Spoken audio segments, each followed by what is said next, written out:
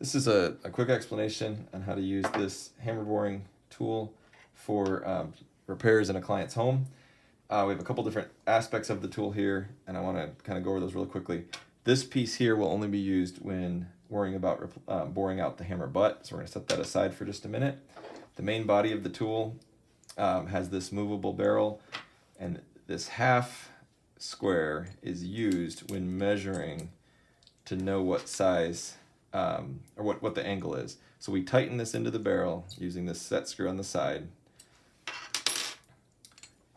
and then we tighten the existing hammer head that's broken off, or one of its neighbors if it's broken too closely, which this one actually is. So that's number 44, this is number 43.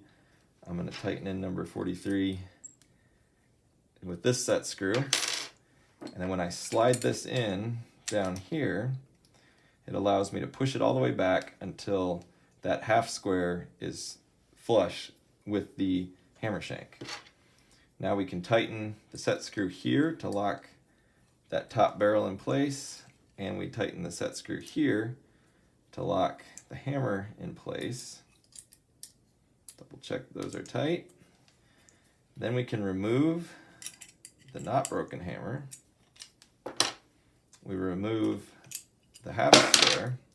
We put in the full square that's a guide for our drill bit, tighten that up. We're going to need to cut the hammer off or break it off shorter, slide it in, and tighten it in just like its neighbor was.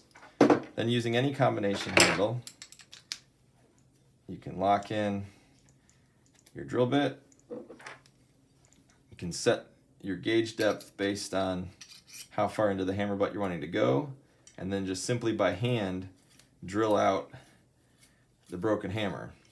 Once you've got it drilled out, you can glue your new shank into place there.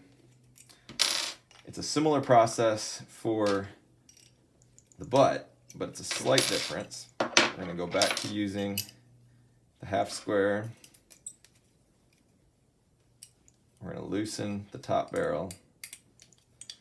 I'm going to take out the bottom portion here. And we're going to loosen this wing nut so that we can add this piece here. This is a support for the hammer butt.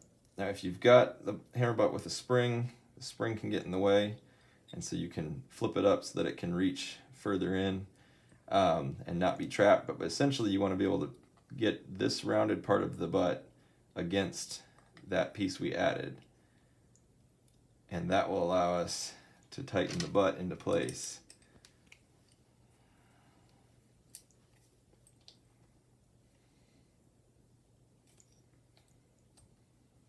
And you press it against the side of the barrel, as well as pulling down and back in all at the same time to tighten that into place.